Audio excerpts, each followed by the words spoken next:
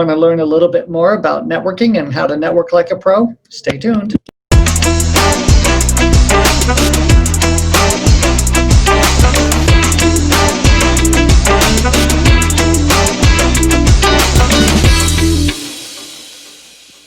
How do you do? It's me, Stefan Burchard, the Desert Bowtie Realtor out here in the Palm Springs region. I help people find, buy, and sell homes, and I absolutely love this business. Networking Nuggets is an exploration of business building through networking, social connections, and digital media. The purpose is to build trust, grow our business, increase referrals, and build testimonials. Today, I have my colleague all the way from Sydney, Australia, Nelson Dueza. I met Nelson by doing a one-to-one with him when I was in Sydney 2 years back. So, Nelson, would you like to introduce yourself? Yeah, hi everyone.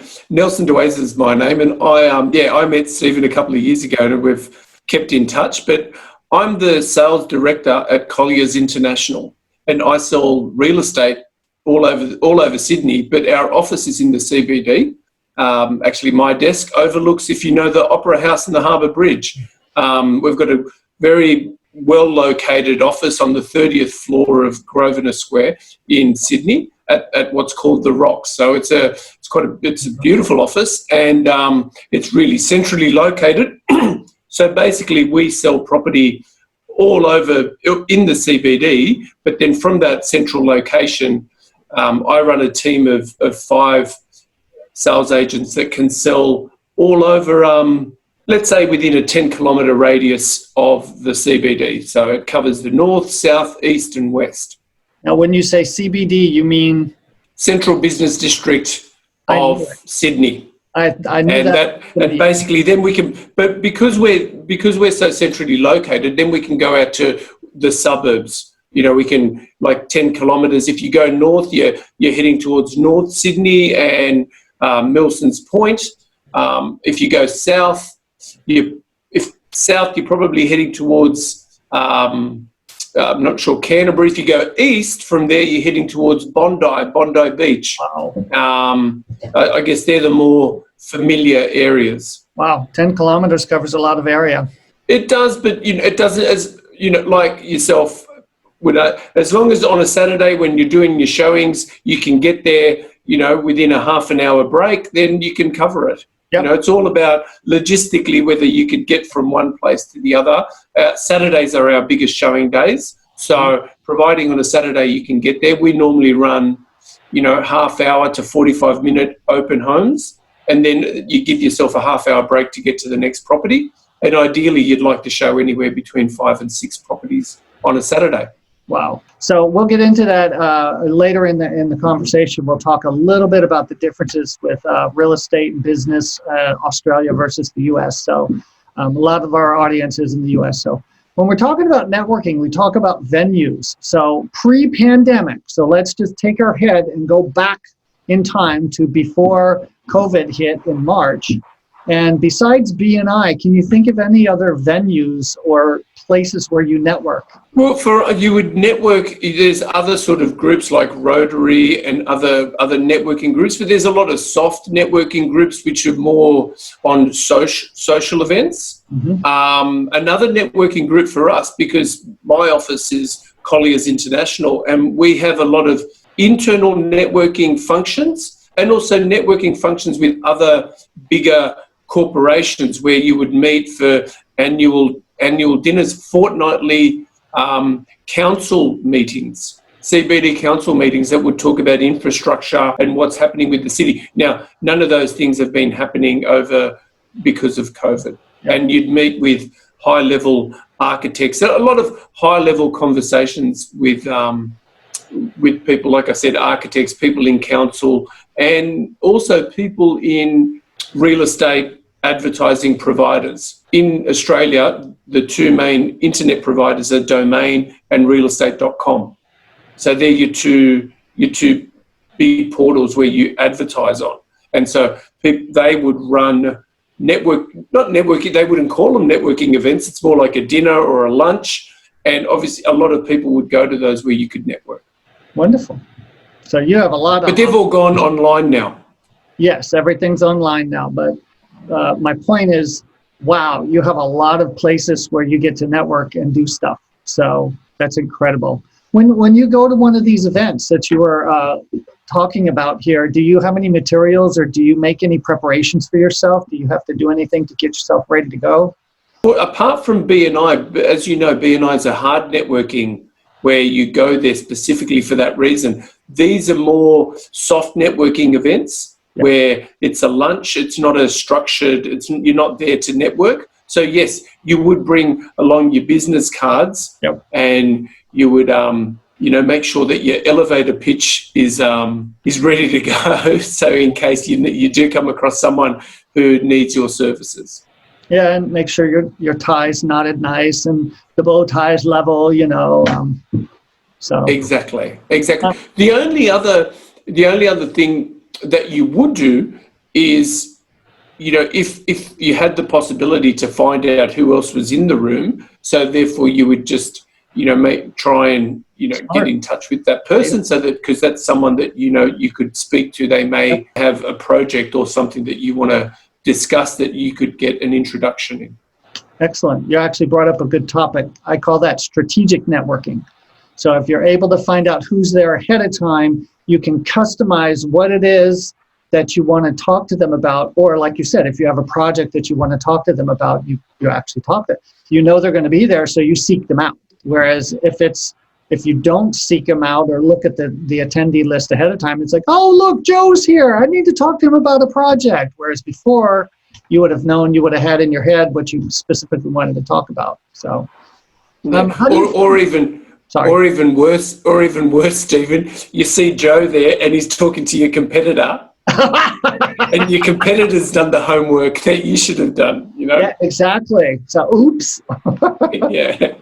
How do you feed your mind with education and inspiration to keep yourself going in business and in networking? Well, I think BNI is a great support to help feed our minds, because you hear things from all different industries on positive news that comes from them. Feeding our mind about what's going on in our network, I think, for us and in real estate, we get a lot of it being in quite a large office that we work in Colliers, our own internal network, because I run the Resi department at Colliers International, but Colliers International also runs a massive commercial department, retail department, industrial, land, development, all these other product lines. And so we get a lot of interaction with those. And so we can kind of find out, okay, what the markets are doing from different angles. And so therefore we're always feeding our mind with, what's working over here and what's working over there. Over here, we call that industry knowledge. And there's not a ton of, people keep up on the industry, but there's not a lot of, in my opinion, agents that are really rabid about it, like myself. I go to as many city council meetings as I can, because we have 9 distinct cities in the region that we live in. So it's not like you have Sydney and maybe some other business districts around the Sydney proper. But I totally agree with keeping up on the industry. It's important. Exactly, especially in now, more so now with such a changing market. Can you think of a funny story or a mistake you made that had a funny resolution? And at the moment, no, you've got me there. I'm not. Maybe can we come back to it? If I think of something, I'll let you know. Well, I can confess on this one, since we're talking about Sydney. Those of you that don't know, they're about 17 hours ahead of us. So it's Friday morning in Sydney. It's Thursday evening here where I'm at. So at least 3 times now, Nelson first invited me to his BNI chapter. He said, okay, Tuesday morning or Wednesday or whatever day it was, at their time, I had to remember it was like a different part. So basically, I missed 2 of his meetings before I got the 3rd one and actually connected, because I remembered, oh, yeah, they're a day ahead of me, so I need to adjust. So it was an interesting back and forth. And then I had the same challenge with Marika, connecting with her to do this. The funny thing was, as a real estate agent and a marketer and a promoter, which you are, because Steve, you're a great promoter. So subconsciously, whether you meant it or not, the fact that we're doing meetings on Zoom, and when it's someone's turn to pitch, on the whole screen there is a big slide that comes up with your name, big photo of yourself and what you do. And the fact that you missed the first two meetings, but you did supply the image and everything, meant that you got the mileage for three meetings, even though you only attended one, because we had the meetings and there was, Steve Burchard, Steve's not here, but there's his image anyway, and this is what he does. And that happened for 2 weeks before you came on the third. So you got 3 times the value, even though you were only there for the one meeting. Wonderful. Yeah. Can you think of something that you learned that surprised you? One of those things that's like, oh, wow, I never thought about that. Regarding in real estate? Networking in general. Just in networking in general is that I think what surprised me is that how a lead or somebody who needs our services can come from anywhere. Yeah. And sometimes it's the least likely source. You don't think that, this person is going to introduce you to that right person. And, I had a lady who's a personal trainer, and she's introduced me to one of her close friends who's a solicitor, that's now given us a couple of properties that need to be sold. So you never know when that little, it's like you never know. You can't discard one. You don't think, I'm only going to talk to other real estate agents because they're going to give me the business, or other people that are in that industry, because they may help, but you never know where that nugget or where that little lead's going to come from. Nope, we don't. One of the things that has really, really surprised me over the COVID period is that we've actually, during COVID, we've actually grown. And where sometimes it's a real surprise that a lot of people were kind of going, okay, well, we better, as a business, batten down the hatches and, let's try and ride this out. We've actually grown as a chapter. Yeah. We've gone from just over 20 members to now 30 members, and we've got another 2 people that want to join us. And so whatever we're doing, it's really been working well for us, and it all equates to more referrals being passed around and more business. Wow, that's amazing. Yeah, we've added about 3 people since the COVID started as well. Is there anything you want to add that we haven't discussed? No, unless you want to talk a little bit about market. The market in Sydney, I think that we've kind of starting to level out a little bit here. We're back to doing open homes face to face. We're back to doing our, I'm sure that that in Sydney, a lot of our properties are sold by way of auction, and a lot of auctions are starting to take off again. This might be only for a short, who knows how long it lasts for, but I find that Sydney is a very volatile market. You have 1 month where it's doom and gloom, and then the next month you have some really good results, and, and things are going up again. Yeah, the market here, I'm speaking about Southern California, and what we're finding over the last month is the activity is just skyrocketing. And in Southern California, we have an inventory problem. We just don't have enough inventory. And out here in the desert, we traditionally have enough. So there's just like a balance between buyers and sellers usually.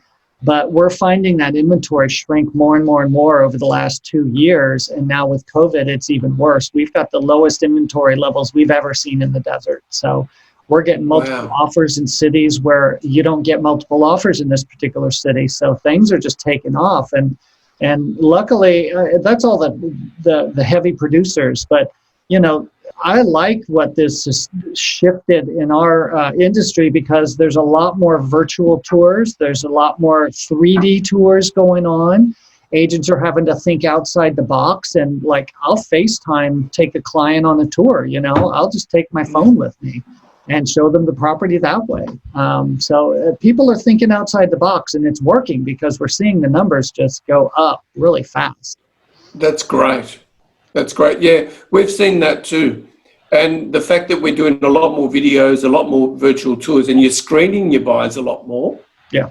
And I think that one of the things that has really worked well for us here has been the collaboration, because you're working closer now with other agents or with buyers agents, introducing buyers to properties or property managers. You mentioned Mareka, people like that to get properties. There's a lot more teamwork happening now. It's a good change. It's still a change, but it's a good change. Well, Nelson, thank you so much for joining me today. I really appreciate you getting up early for me, although it's not too early there. It's only 9. No, it's fine. Yeah, no, it's great. Anytime, mate. That was great. I really appreciate, being on. Absolutely. A lot of fun. If you're thinking about buying or selling in the Palm Springs region, don't hesitate to give me a call, text, or email. All my information is below. And now I hope to see you on my next Networking Nuggets video with Elizabeth Chester about creativity. Take care.